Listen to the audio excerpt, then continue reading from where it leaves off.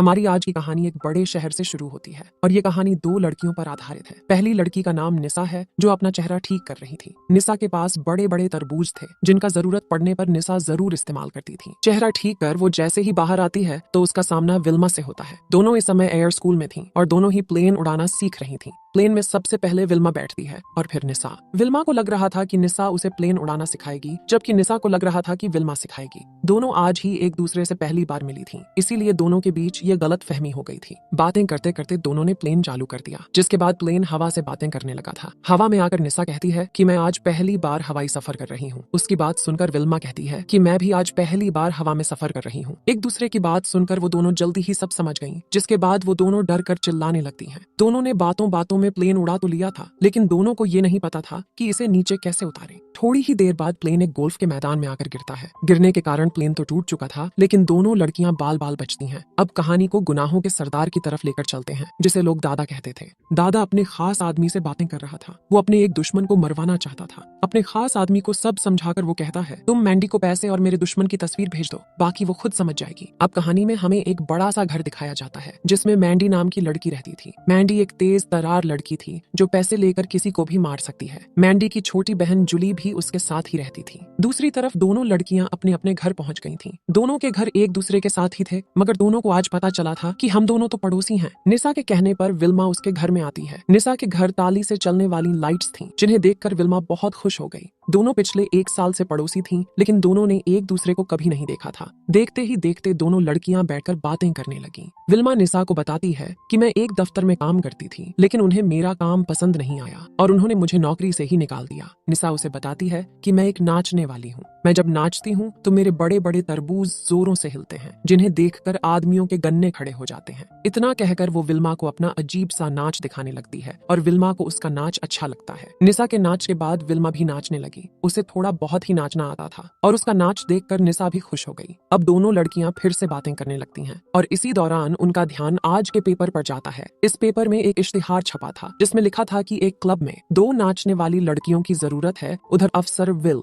एक मुजरिम से माफिया दादा के बारे में पूछताछ कर रहा था। विल के साथी का नाम जॉन था और वो भी मुजरिम से पूछताछ करने लगता है। पूछताछ के दौरान मुजरिम उन्हें बताता है कि मुझे दादा के ठिकाने के बारे में तो कुछ नहीं पता, लेकिन मैं इतना जरूर जानता हूँ कि उसका खास आदमी आज क्लब में आने वाला है। अब कहानी को क्लब की ओर लेकर चलते हैं, जिसके मालिक का नाम हेनरी था। दादा इसे ही मरवाना चाहता था और इसी काम के लिए उसने मैंडी को पैसे भेजे थे। क्लब के बाहर दादा के खास आदमी भी पहुंच चुके थे ताकि हेनरी की मौत वो अपनी आंखों से देख सकें। निसा और विल्मा भी इसी क्लब में पहुंच चुकी थीं। हेनरी के क्लब को 2 नाचने वाली लड़कियां चाहिए थीं और उसी का इश्तिहार पढ़कर वो दोनों यहाँ आई थीं। क्लब के दफ्तर में मैंडी भी पहुंच चुकी थी और वो आते ही नाचने लगती है। हेनरी को लगा कि वो नाचने वाली है, लेकिन मैंडी मौका देखकर उसे जान से मार देती है। उसकी मौत के कुछ ही पलों बाद निसा और विल्मा भी जल्दी जल्दी दफ्तर में आ जाती है, जिन्हें देखकर मैंडी जल्दी जल्दी छुप जाती है। दोनों लड़कियां हेनरी को अपना नाच दिखाने आई थीं, इसीलिए वो आते ही नाचने लग जाती हैं। उनका नाच देखकर जब हेनरी कुछ नहीं बोलता तो दोनों उसके पास पहुंच जाती हैं। निसा को लगा कि हेनरी उसके तरबूज देखकर कोमा में चला गया। वो उसे कोमा से जगाने की कोशिश करती है और तभी हेनरी का मैनेजर अंदर आ जाता है। हेनरी को लड़कियों के साथ देखकर वो वहां से चला गया। उसके जाते ही हेनरी का सिर ऐश ट्रे में गिरता है, जिसके साथ ही उसके वालों में आग लग जाती है। निसा आग बुझाने की कोशिश करती है, लेकिन गलती से उसने हेनरी पर दारू फेंक दी, जिस कारण आग और भड़क गई। हेनरी का हाल देखकर दोनों लड़कियां डर के मारे दफ्तर से भाग जाती हैं। उन्हें भागते हुए अफसर विल और जॉन देख लेते हैं, जो अभी अभी क्लब के बाहर पहुंचे थे। दादा के खास आदमियों ने भी उन्हें देख लिया था। वो उन दोनों का पीछा करने लगे ताकि उन्हें अगला काम दे सकें। इसी बीच हेनरी का मैनेजर बाहर आकर चिल्लाने लगा कि 2 लड़कियों ने मेरे मालिक को रगड़ दिया। हेनरी की मौत के कारण पूरे क्लब में हाहाकार मच गया था। हेनरी की लाश देखकर पुलिस भी हैरान थी। मैनेजर उन्हें बताता है कि मेरे मालिक को 2 लड़कियों ने मार डाला। जब पुलिस उससे लड़कियों की पहचान पूछती है तो मैनेजर बताता है एक लड़की के तरबूज इतने बड़े थे कि उन्हें देखकर किसी का भी गन्ना खड़ा हो जाए। थोड़ी ही देर बाद दोनों लड़कियां अपने घर पहुंच गई थीं। हेनरी की मौत के कारण दोनों बहुत घबरा गई थीं और इसी बीच दरवाजे पर दादा के आदमी भी आ जाते हैं। लड़कियों को पहले तो लगा कि पुलिस वाले हैं, लेकिन जैसे ही दादा के आदमी उन्हें बताते हैं कि हम लोग तुम्हारी मदद करने आए हैं, तो दोनों लड़कियां दरवाजा खोल देती हैं। दादा के आदमी निसा को मैंडी और विल्मा को उसकी छोटी बहन जुली समझ रहे थे। वो उनसे कहते हैं कि अब तुम दोनों को विंग नाम के आदमी को रगड़ना है। दोनों लड़कियां खूबसूरत तो बहुत थीं, लेकिन थोड़ी बेवकूफ भी थीं। उन्हें लगा कि ये लोग उन्हें विंग की मालिश करने को कह रहे हैं। इसी बीच दादा के आदमी उन्हें पैसे देकर कहते हैं कि तुम दोनों के पीछे पुलिस लग चुकी है, इसीलिए हम तुम दोनों को दूसरे शहर भेजने का इंतजाम भी कर देंगे। दोनों लड़कियां उनकी बातें सुनकर खुश हो जाती हैं और वो उनकी हर बात मान लेती हैं। अब कहानी कुछ दिनों बाद एक बड़े से होटल से शुरू होती है। दादा के आदमियों ने इन दोनों को यहाँ भेजा था ताकि दोनों लड़कियां विंग को मार सकें। ये होटल काफी आलीशान और बड़ा था, जिसे देखकर निसा और विल्मा हैरान हो जाती हैं। मैंडी और उसकी बहन जूली भी इसी होटल में पहुंच चुकी थी। मैंडी यहाँ निसा और विल्मा को मारने आई थी क्योंकि उसे लग रहा था कि जब उसने हेनरी को मारा था तब निसा और विल्मा ने उसे देख लिया था। रात होते होते दोनों लड़कियां तैयार होकर होटल में घूमने लगी थीं।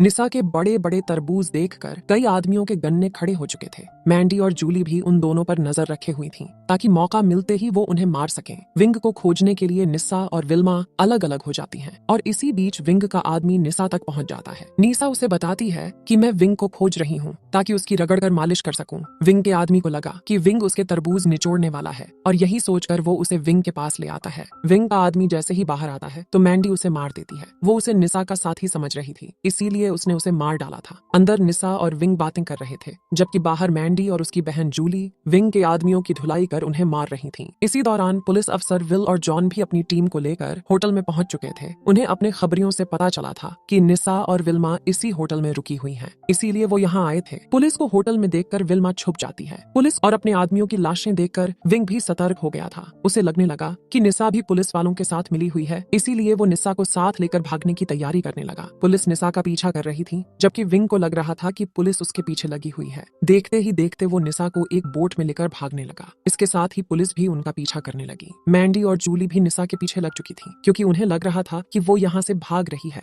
निसा को बचाने के लिए विल्मा भी एक बोट में सवार हो चुकी थी। उसके साथ एक आदमी भी था जो बोट चलाकर निसा तक पहुंचने में उसकी मदद कर रहा था। इसी दौरान जब मैंडी विल्मा के पास आती है तो वो उसके साथी पर गोली चला देती है। उसकी हरकत देखकर पुलिस हैरान थी। वो उसे अपनी बंदूक फेंकने को कहती है, लेकिन मैंडी उसकी बात नहीं मानती। इसी बीच कुछ पुलिस वाले विंग के पास पहुंच जाते हैं, जिसके बाद वो अपनी बोट रोक लेता है। थोड़ी देर बाद सब लोग होटल में वापस आ चुके थे। पुलिस ने विंग को गिरफ्तार कर लिया था। दोनों लड़कियां फिर से एक साथ हो गई थीं। अफसर विल के कहने पर दोनों लड़कियों को भी गिरफ्तार कर लिया गया, लेकिन तभी मैंडी वहां आकर पुलिस को बताती है कि हेनरी को निसा और विल्मा ने नहीं बल्कि मैंने मारा था। कहानी के आखिर में पुलिस मैंडी और उसकी बहन जूली को गिरफ्तार कर लेती है और नादान निसा और उसकी सहेली विल्मा को छोड़ देती है। इसी के साथ इस कहानी का यही अंत हो जाता है। हमारी वीडियो देखने के लिए बहुत बहुत धन्यवाद। अगर आप ऐसी ही वीडियोस के दीवाने हैं तो प्लीज मेरे चैनल